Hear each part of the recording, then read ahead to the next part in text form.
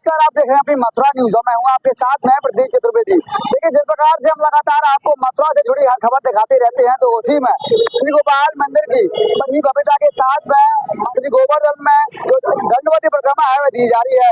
इसमें सैकड़ों की संख्या में गोपाल भक्त हैं और स्वयं पुरुषोत्तम लाल जी महाराज हैं वह इसमें उपस्थित हैं। उनके द्वारा इस परिक्रमा है उसको भी दी जा रही है और जो शिष्य उनके परिक्रमा दे रहे हैं उनकी भी निगरानी रखी जा रही है, उनकी सारी व्यवस्थाएं की जा रही हैं। फिलहाल इस वक्त मैं गोवर्धन में मौजूद हूँ और गोवर्धन में बड़ी भव्यता के साथ में श्री गोवर्धन महाराज की दंडवती परिक्रमा की जा रही है और बड़ी भव्यता के साथ में यह परिक्रमा संपन्न हो रही है। इसमें श्री श्री 108 श्री पुरुषोत्तम लाल जी महाराज स्वयं उपस्थित है, उनके द्वारा इस परिक्रमा का संचालन किया जा रहा है और वे स्वयं इस परिक्रमा की देख रेख करते नजर आ रहे हैं। फिलहाल जानेंगे उनसे कि किस प्रकार से इतिहास है इस श्री गिरिराज जी की परिक्रमा का और किस प्रकार से मान्यताओं में वर्णित है यह परिक्रमा। आप देखें यह रिपोर्ट। कृष्णाय वासुदेवाय हरे परमात्मने प्रणतक्लेशनाशाय गोविंदाय नमो नमः। बंधुओं, आज परम हर्ष का पुण्य का बड़ा ही शुभ दिन है। जो सभी गोपाल वैष्णव पीठ के शिष्य सेवक भक्त अपने सदगुरु की पुण्य स्मृति में, जैसा सभी ने आपको बतलाया है, उनकी पुण्य स्मृति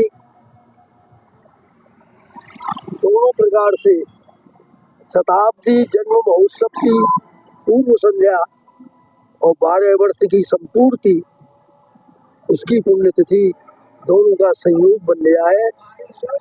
इसमें भगवत प्राप्ति के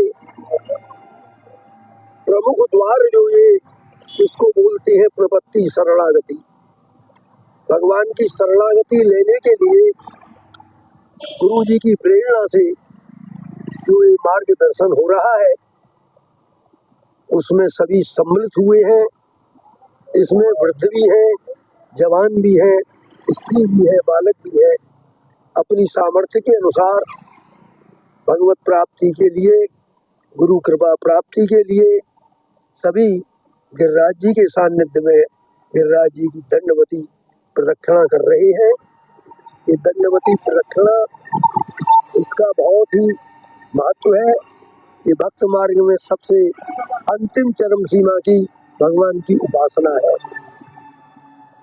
दंडवती परिक्रमा जो होती है उसमें दो कथा प्रसंग प्रामाणिक रूप से मिलते हैं।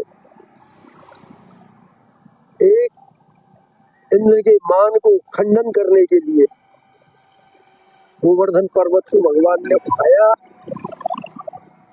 और अपनी कृपा दृष्टि गोवर्धन नाम के ब्राह्मण के लिए, जो भगवान का भक्त था, उसको अपना स्वरूप दिया और उस स्वरूप में प्रकट होकर के ब्रजवासियों को विश्वास दिलाया और इंद्र के यज्ञ की जो वस्तु थी उन सभी को अपना स्वरूप धारण करके सभी को ग्रहण किया। तो गिरिराज जी को सभी ने गोवर्धन को गोवर्धन नाथ कहना प्रारंभ कर दिया। तो भगवान ने ब्रजवासियों को सभी को आदेश किया कि अपने अपने छकड़ाओं में, डाढ़ाओं में अपने बालकों को सभी को बैठाल करके गोधन को लेकर के गिरिराज जी का प्रदक्षिणा करो, गिरिराज जी का पूजन करो, गिरिराज जी को भोग धराओ। तो उसी तरह से ये सब उत्सव जो होते हैं, अन्नकूट, कुंवाड़ा, छप्पन भोग, ये उसी भावना से होती है। उसी क्रम में जब इंद्र का मान भंग कैसे हो उसको घमंड था और उसने निश्चय किया कि मैं संपूर्ण ब्रज के लिए डुबा दूंगा, विशेष करके नंद बाबा के ब्रज को। तो उसने गोवर्धन में ऐसी वर्षा की, प्रलयकारी मेघों के द्वारा वर्षा कराई, हाथी की सूंड के बराबर की धार पड़ी, चारों तरफ ब्रज में जल ही जल होने लगा। भगवान ने सभी ब्रज की रक्षा करने के लिए गोवर्धन पर्वत जो है उसको अपने बाएं हाथ पर हथेली पर रख करके और ऊंचा करके छतरी बना दी। आपको मालूम भी नहीं पड़ा, ऐसे बच्चा बरसात में फूली हुई काठ की जो छतरी होती है उसके समान उठा लिया। ब्रजवासियों को भी घमंड हुआ, ये कहीं फेंक नहीं दे, तो अपने लाठी सोटा लगा रखे थे। भगवान ने नेक नीचा कर लिया हाथ को, तो वो गिरता गिरता दिखा रहे हो लाला, गिरता है पर्वत। भगवान ने फिर उसको ऊंचा करके, जैसे किसी को बच्चा खेलता है जंप लेता है उस प्रकार गोवर्धन को हिलाया। तो गोवर्धन पर्वत को किया ऊपर अपना सुदर्शन चक्र छोड़ दिया, और वो सुदर्शन चक्र चारों तरफ ब्रज में घूमने लगा। तभी तो सुदर्शन चक्र संरक्षित बोलती है इस मथुरा मंडल को। उसमें जैसे कोई गर्म तवे पे घी की छुंड बूंद पड़ती है, उस प्रकार झन झन होकर के उसी पे सिगरी वर्षा की धार पड़ने लगी, एक बूंद भी नहीं बरसी। बांस की नाल से चारों तरफ से उस परकोटा को बना करके गड्ढा बना लिया, उस गड्ढे में ब्रज की रक्षा की। गोप गाय गोपी सभी को उसमें रखा। 7 दिन तक ये भगवान ने लीला की, ऐसी गोवर्धन लीला है। तो वहां नाम दूसरा पड़ गया गोवर्धन नाथ का गिरिराज धरण। तो गोवर्धन पर्वत का नाम गोवर्धन नाथ हुआ, फिर गिरिराज धरण हुआ। और फिर जब उन्होंने पर्वत को उठा करके उस जगह पर रख दिया, इंद्र का बाण खंडित हो गया। इंद्र घबराया, सुरभि गाय को लेकर के आया, भगवान का अभिषेक किया। सुरभि गाय ने ऐरावत हाथियों के द्वारा आकाश गंगा का जल ला करके उनका अभिषेक किया। वो जो जल आया वो गोविंद कुंड में भर गया, चरणोदक है। ऐसी दिव्य लीला की, तब इंद्र का मान खंडित हुआ। इंद्र ने आकर के दंडवती की, तो यहाँ इंद्रौली गांव की रास्ते से आया ब्रज से, और यहाँ आकर के अपना हाथी यहीं छोड़ा जो ऐरावत कुंड है। सुरभि आई तो सुरभि का सुरभि कुंड है। ये सब लीला के स्थल है। गंधर्व अप्सरा इत्यादि जो आए, भगवान के अद्भुत चमत्कार को देख करके गान किया, नृत्य किया, वो ये सब उनके कुंड है। डबल कुंड, अप्सरा कुंड, नारद जी आए, नारद कुंड है। तो ये लीला के सब स्थल है। ये अद्भुत गोवर्धन लीला का प्रसंग है। इंद्र ने आकर के वहां से ही ऐरावत कुंड के यहाँ से उसने दंडवती लगाना भगवान को। तो भगवान पर्वत को रख करके चारों तरफ देख रहे थे। गोवर्धन पर्वत को उठाने में कोई कहते हैं गोविंद कुंड की तरफ मुख करके उठाया, कोई कहते हैं इधर से उठाया। अब भगवान ने क्या लीला की इसके लिए कोई जानता नहीं, भावना से जैसा भी कहो। उस समय भगवान उधर की तरफ देख रहे थे, नंदगांव की तरफ। नंदगांव की क्या स्थिति रही, ये ब्रज का हृदय है। तो उसी समय इंद्र ने एक शिला पे बैठे हुए भगवान का दर्शन किया। आकर के नाक रगड़ी और हाथ जोड़ करके बोला, भगवान मुझसे बड़ी गलती हो गई, मैं आपको पहचान नहीं सका। मैंने ऐसा ब्रजनाश का विचार किया था, आपने रक्षा की। उसने नाक रगड़ी, मस्तक टेका, उसने अपनी किरीट को भगवान के चरणों में रख दिया। भगवान बोले, देख इंद्र तू ऐसा मैंने किया, ये अपराध किया है। देख ये मेरा स्वरूप है, इसमें मेरा नित्य सन्निधान है। इसको जो भी मनाएगा उसका सभी का कल्याण होगा।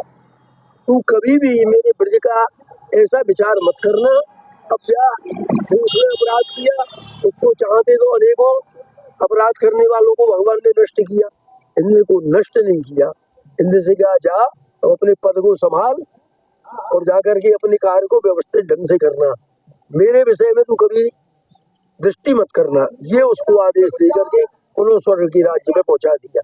तो ऐसी गोवर्धन की महिमा है, अनेकों नाम है। भगवान ने इसमें अनेकों स्वरूप धारण किए। 1000 भुजा का भी स्वरूप दिखलाया सबको, जो लाया छाक उसको ही ले लेकर के खा ले। तो ऐसी स्थिति में जी का नित्य सन्निधान है। और भगवान के भक्तों में गोवर्धन के राज पर्वत को हर राज बड़े बोलती हैं। उनके हरदास जो है वो हरदासों में श्रेष्ठ हरदासी हैं, जिनमें अन्य भी 3 है। उद्धव जी भी हैं, युधिष्ठिर जी भी हैं और प्रहलाद जी भी हैं। परंतु ये हरदास वर सर्वश्रेष्ठ भक्त हैं, क्योंकि इनके मस्तक पर कृष्ण बलराम ने अपने चरणों के चिन्हों को रखते हुए गायों को चराई और लीला की है। इसमें विशेषता है, मस्तक पे आज भी भगवान के चरण चिन्ह दिखते हैं। ऐसे भक्तों की दर्शन की भावना है। तो ऐसे गिरिराज जी की दंडवती परिक्रमा इसी आधार प्रणाम से एक लीला ये मिलती है, दूसरी लीला वामन अवतार में मिलती है। बलि राजा ने सब कुछ किया और उसको भी घमंड आया, उसको भी भगवान ने घमंड को चूर किया। 3 पाँव पृथ्वी के उसमें संपूर्ण विश्व को नाप लिया, तीसरे पैर को जगह नहीं मिली तो उसने अपना मस्तक कर दिया। तो मस्तक पे भगवान ने अपना चरण रख दिया और चरण उसने मांगा कि अपने अब चरण को रखो मेरे ऊपर, मुझको मांगो, ये सब मेरा वैभव आपने नाप लिया 2 पैर। तीसरा तो इसका धन का तो धनी है, मैं बना हूं तो मेरे मस्तक पे रख दो। तो ऐसे ऐसे भक्तों ने भगवान की कृपा प्राप्त की, उस भावना को लेकर के भैया। और ये हम दंडवती परिक्रमा कर रही है। सुरभि गाय ने दूध से अभिषेक किया था और वो चारों तरफ ब्रज में डोली तो चारों तरफ दूर होगी। गिरिराज जी के तलहटी में जो वर्षा हुई उसी भावना से ये दूध की धार लगती है। और ये प्रदक्षिणा का तो क्रम है ही है, पूजा जब भी पूर्ण होती है जब प्रदक्षिणा लगती है। ऐसा ये गिरिराज जी का चमत्कार है। उसी की भगवत कृपा को, क्योंकि बाबा महाराज को प्रतिमाह आते थे और उन्होंने 15 वर्ष पूर्व इस दंडवती परिक्रमा का शुभारंभ किया था। तो सभी भक्त उस समय भी 200-250 आदमी का समूह था, परिक्रमा हुई। तो उसी प्रतीक को लेकर के आज हम पुनः उनकी प्रेरणा से प्रेरित उनकी पुण्य स्मृति में इस कार्य को कर रही है। सभी भक्त प्रसन्न है। ये 18 तारीख तक हमारा कार्यक्रम चलेगा, उसके बाद में मथुरा की परिक्रमा देंगे। तो कोई भी कार्य करो, मथुरा की परिक्रमा लगने पर ही ब्रज यात्रा हो या कोई यात्रा हो तभी पूर्ण होती है। तो वो पूरे ब्रजमंडल की राजधानी है मथुरा। तो इस प्रकार ये हमारा कार्यक्रम पूरे 15 दिन का एक पखवाड़े का है, अमावस्या तक का। ऐसा भगवान इसको निर्विघ्न पूर्ण करे, सभी सफल करके इस कार्य को सुरक्षित अपने घर पहुंचे, यही हमारी जिम्मेदारी है। इतना कहते हुए मैं यही कहता हूँ, सर्वे भवन्तु सुखिनो, सर्वे सन्तु निरामया, सर्वे भद्राणि पश्यन्तु, मा कश्चित् दुःखभाग् भवेत्। इस भावना को लेकर के ये कार्यक्रम किया है।